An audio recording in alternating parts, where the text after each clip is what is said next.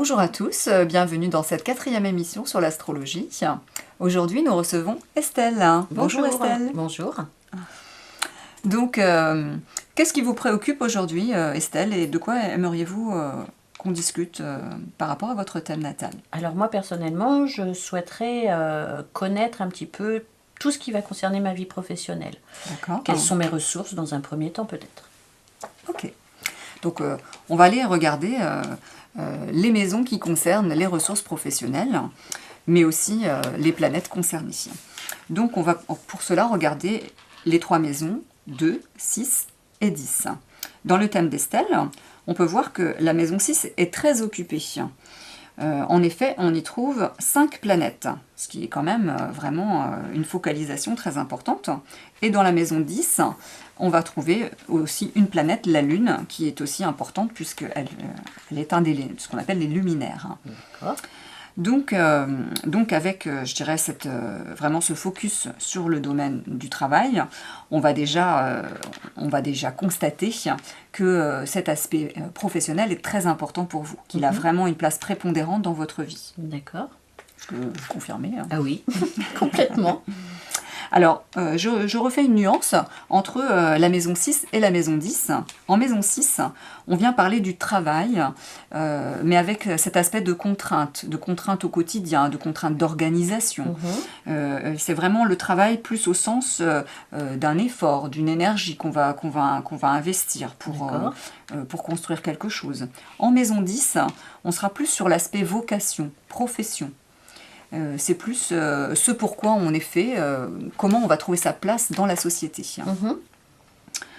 Donc ici, on a surtout des planètes en maison 6 qui viennent nous dire qu'il y aura des questions d'organisation qui seront très prégnantes. D'accord. D'organisation, de tri, de faire le ménage de temps en temps, entre guillemets. En tout cas, que chaque chose doit être bien à sa place. D'accord. Mais justement, en parlant de place, je voulais savoir si, parce que j'envisage des choses et je voulais savoir s'il y avait une évolution par rapport à ma vie professionnelle aussi. D'accord. Alors déjà, au niveau de vos ressources, on a un premier amas de planètes, ici Mars, Pluton et Mercure, qui viennent nous parler d'une capacité de recherche dans les profondeurs de l'esprit, puisqu'on est dans le signe de la Vierge, donc ça vient nous parler du mental. Donc une aptitude à aller, je dirais, analyser, fouiller, aller très loin dans la compréhension des mécanismes de l'esprit. D'accord. Plutôt côté psychologie, etc. Voilà, tout à fait. Psychologie, psychanalyse, voire d'autres... Hypnose. Absolument, absolument. Ça correspondrait tout à fait. Et puis ensuite, Uranus et le Soleil, qui sont à la fin de la maison 6, donc dans votre signe natal de la Balance, viennent parler d'un aspect plus avant-gardiste.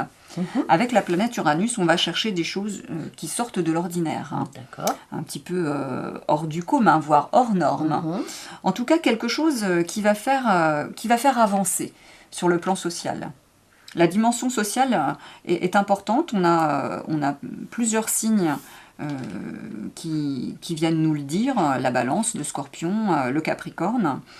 Donc cette conjonction Soleil-Uranus vient marquer une recherche originale, je dirais. D'accord, mais justement, je suis aussi toujours, j'ai toujours l'impression d'être à la recherche de quelque chose de nouveau, comme si j'étais jamais rassasiée en fait.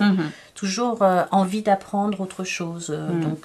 Mais c'est tout à fait la dynamique uranienne. D'accord. Il y a une forme d'insatisfaction profonde où voilà, on a toujours envie de nouveauté. C'est ça. On arrive à quelque chose, mais on veut encore aller plus loin. Exactement, c'est exactement ça. Voilà. Donc la qualité, c'est qu'effectivement, on va chercher toujours à se transcender, à aller toujours plus loin. Bon, la difficulté, c'est que on va avoir du mal à se satisfaire de ce qui est là. Que quelquefois, c'est quand même bien aussi. Oui, de se dire, bon, bah, là, c'est bien, on va prendre le temps d'aller plus loin. Il y a une notion d'impatience avec Uranus, Ouais, donc, qui qui peut être très forte. Et en même temps, comme le thème est toujours très équilibré, on a un aspect sur cette lune en Capricorne, en maison 10. Le Capricorne, c'est un signe de lenteur. C'est un signe de terre et qui nous parle de progression.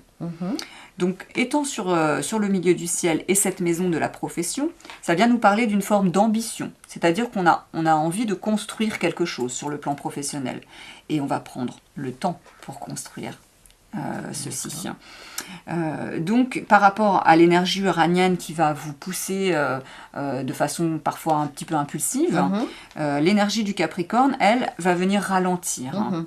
Et d'autant qu'on a la Lune qui est là, la Lune qui nous parle de quelque chose de rythmique, de cyclique. C'est-à-dire qu'il y aura des moments où effectivement il y aura cet élan, il y aura cette envie d'aller de l'avant, et puis à d'autres moments, ça va ralentir. Peut-être même il y aura voire une perte d'énergie, ou en tout cas, voilà, pas très envie de bouger parce que il faut prendre le temps. C'est ça. Et en même temps, c'est très positif parce qu'on peut voir ici un triangle entre la Lune Capricorne, le Saturne Taureau et ces deux planètes, même les trois, Mars, Pluton et Mercure, donc en Vierge et Balance, donc en signe de terre. Ce grand triangle vient former une forme d'ancrage. Et cet ancrage, il est important parce que l'énergie uranienne peut vite nous déraciner. Elle peut nous emporter dans des sphères qui vont parfois nous perturber, voire sur le plan physique aussi, sur le plan de la santé. Ça peut être agir sur le système nerveux. Donc cet ancrage au niveau de la Terre, c'est vraiment, je dirais, une ressource sur laquelle vous pouvez vous appuyer. D'accord. Donc je suis... avec confiance. Je suis, on va dire... sur la bonne voie en tout cas, où je suis à ma place quoi, dans ma profession actuelle. Certainement, alors j'ai envie de dire, on est toujours à la bonne place, oui. On est toujours à sa place dans l'absolu, dans la mesure où on va faire des choses, où on va penser des choses par rapport à notre état vibratoire du moment. Donc on ne peut pas faire autre chose que ce qui nous anime véritablement. Après, effectivement, au-delà de cet absolu, on peut effectivement ressentir en soi un besoin d'élargissement. C'est ça, c'est ce que j'allais vous demander. Est-ce qu'il y a une évolution? Est-ce qu'il y a la possibilité d'élargissement par rapport à ce que je suis en train de faire en ce moment? Alors oui, c'est vrai que cette énergie uranienne, elle, de toute façon, elle va vous pousser de façon régulière à aller plus loin, à aller ailleurs. À chercher quelque chose qui n'existe pas encore. Peut-être une formule que vous-même allez construire ou allez proposer. Alors, on est toujours quand même dans cette idée d'exploration. Le versant explorateur est très important. Ici, on a, avec la Lune présente en maison 10, il peut y avoir des activités en rapport avec le public, avec les femmes, puisque c'est la Lune, avec les enfants, puisque la Lune, c'est aussi la maternité. C'est le lien mère-enfant. D'accord, oui. Justement, ça fait partie de vos projets. Exactement, exactement. Donc, toucher le public, un public différent, donc les enfants, et je suis en train de creuser à ce niveau-là. Donc, voilà. Eh bien, oui, on est tout à fait dans le sujet. Et ce qui va vous aider, c'est vraiment justement de prendre le temps de monter votre projet, d'y réfléchir, de vraiment poser vos objectifs. Vous voyez, avec vraiment ce triangle de terre, il vous dit c'est quelque chose, c'est pierre par pierre, quelque part. Même si au niveau des idées, les idées sont là. Uranus vous apporte des inspirations, des choses très inattendues même. Ça peut être aussi au niveau des rencontres que vous allez faire. Les rencontres peuvent déclencher certaines choses. Donc, qu'est-ce qu'on pourrait dire aussi sur l'élargissement? Toute cette configuration dans le signe du Scorpion en maison 7, Jupiter, Vénus et Neptune, vient nous parler vraiment d'une envie de s'investir. Alors, de s'investir, précisons de quoi il s'agit. Dans le signe du Scorpion, on a besoin de partage. On cherche à fusionner avec quelqu'un ou avec d'autres personnes dans le but de créer une troisième entité en quelque sorte. C'est-à-dire qu'en rassemblant nos efforts, nos énergies, on va pouvoir faire quelque chose de plus grand, de plus transcendant. C'est vraiment la dynamique, la symbolique du Scorpion. Donc ici, il y a un besoin de transcendance sur le plan social en général. Est-ce que c'est quelque chose que oui, moi c'est bien, quelque chose qu'effectivement j'aimerais faire. Mais justement, c'est peut-être un petit peu aussi mon côté trop sociable. Je me suis aussi déjà fait avoir, justement, parce que j'ai peut-être un surplus de confiance à donner, en fait. Je donne très facilement ma confiance aux autres. Et puis, quelquefois, je me fais un petit peu avoir, quoi. Oui. Donc, alors, c'est vrai que maintenant, je fais peut-être un petit peu... Je suis plus prudente par rapport à ça, justement. Oui, mais c'est très bien parce que ce qui explique ce que vous venez d'expliquer, c'est le signe de la balance. Avec le signe de la balance, c'est Vénus, c'est l'amour, c'est l'envie de faire plaisir à l'autre, d'être dans la paix, on n'aime pas les conflits, on arrondit les angles, on a envie d'être heureux, mais on a aussi envie que les autres soient heureux. Donc il y a un profond désir de satisfaire les autres, et quelquefois au détriment de soi. C'est toute la problématique de la balance si elle n'a pas trouvé son équilibre. Et heureusement, votre ascendant se trouve en Bélier, donc dans le signe opposé et complémentaire de la balance, ce qui va vous permettre au fil du temps, puisque l'ascendant se développe au fil de la maturité, la construction du moi se fait avec le Bélier, qui est beaucoup plus dans l'initiative, dans l'action, dans la capacité de décision, voire de commandement, ce qui n'est pas tellement dans l'énergie de la balance. Et du coup, cette énergie Bélier va vous permettre de rééquilibrer cette tendance à trop attendre l'aval des autres. Et si on regarde Mars, le maître du Bélier, on va le retrouver ici, en Vierge, avec Pluton, dans cette maison 6. Donc tout ce que vous allez mettre en place dans le quotidien et dans le travail, en termes d'analyse, de compréhension des causes, peut-être aussi d'aller fouiller dans vos propres profondeurs, j'imagine que vous l'avez fait, vu votre activité, ça va vous aider effectivement à être plus lucide, à être plus dans la conscience, peut-être des motivations des personnes qui vous côtoient.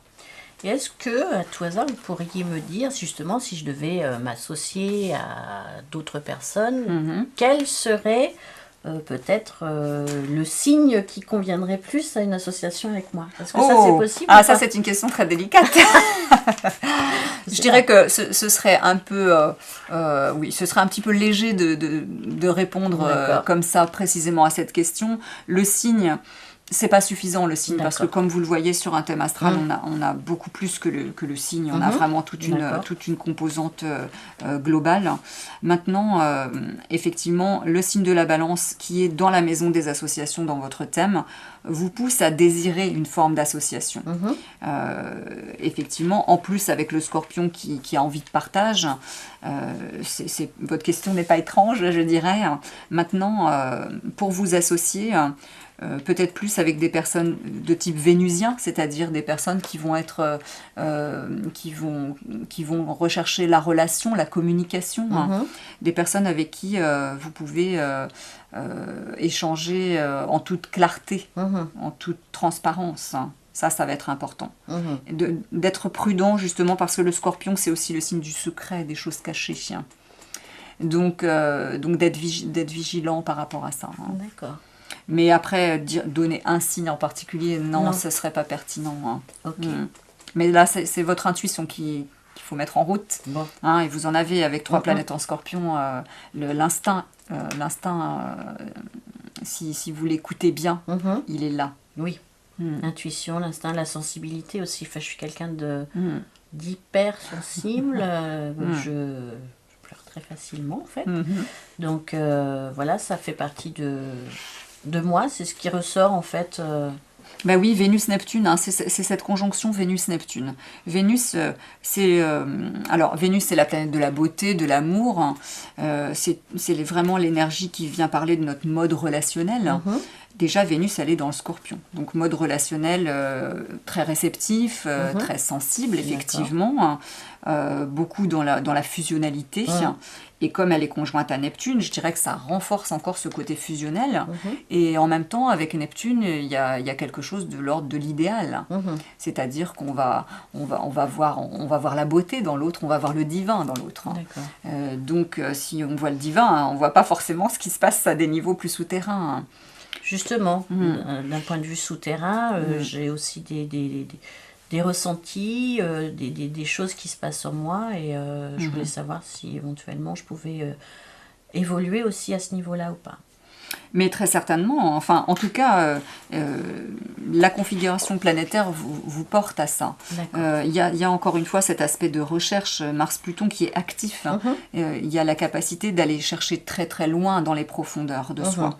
Alors, il y a ce qu'on appelle une lune noire qui est là. Donc la lune noire, c'est, on va dire, pour résumer très, très basiquement, c'est une part d'ombre. Donc dans ces profondeurs, il y a des choses qui peuvent faire peur. Il y a des choses qui peuvent, je dirais, on va y aller en reculant parce qu'on sent qu'il y a quelque chose de... D'accord. Il y a quelque chose, c'est voilà, il y a un gros truc là. Exactement ça. Mais en même temps, si on arrive à aller explorer cette profondeur-là, on va en revenir avec une lumière, avec une énergie fantastique. Et donc ça peut motiver le tempérament uranien qui vous anime en disant, bah ouais, j'y vais quoi. C'est ça, il faut accepter.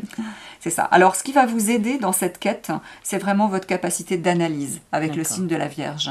Alors, d'analyse, mais aussi de filtration. Parce qu'il s'agit de filtrer. Dans le signe de la Vierge, qui correspond à l'intestin grêle, l'intelligence va filtrer les choses. C'est-à-dire qu'on va trier... pour reprendre une phrase biblique, on trie le bon grain de l'ivraie. C'est-à-dire que dans le signe de la Vierge, on va garder ce qui est utile, ce qui est utile ou nécessaire, et tout ce qui ne sert à rien, on va l'enlever, on va l'écarter. Alors, je ne vais pas dire on va le jeter, parce que la Vierge a du mal à jeter, elle va plutôt le donner à qui ça peut servir. Mais en tout cas, il y a une idée vraiment... alors, de filtrage aussi au niveau de son propre mental, de faire attention aux idées qui nous habitent, et donc de ne pas cultiver tout ce qui nous arrive. Et donc, ce signe de la Vierge qui va vraiment bien travailler avec le Scorpion, qui lui, par contre, vraiment, il élimine. D'accord. C'est le gros intestin, le Scorpion. Donc là, vraiment, tout ce qui ne sert plus à rien, on débarrasse. Donc, je pense que ça, c'est des sextiles. Donc, les sextiles, c'est une potentialité. Ça veut dire que ces planètes, elles ont la capacité de travailler ensemble. Autrement dit, si vous mettez bien en lien votre capacité d'analyse mentale, de filtrage, et votre capacité à nettoyer, à éliminer tout ce qui ne sert plus à rien, ben, j'ai envie de dire, ça va bien fonctionner. D'accord. Bon, il n'y a plus qu'à alors. Voilà. Est-ce que... Oui, ça vous paraît clair? Franchement, oui. Oui. Et puis je trouve que ça me ressemble. Ça me ressemble vraiment. D'accord. Donc merci. Je vous en prie, avec grand plaisir. Eh bien, merci de votre écoute. Voilà, j'espère que cette petite vidéo vous aura donné quelques éclairages sur une possible façon d'interpréter un thème astral de naissance, sur toutes les ressources qu'on peut y trouver et ce qu'on peut en faire ressortir. Eh bien, merci de votre écoute et à bientôt sur la télévision C'est vrai Men. Très bonne journée.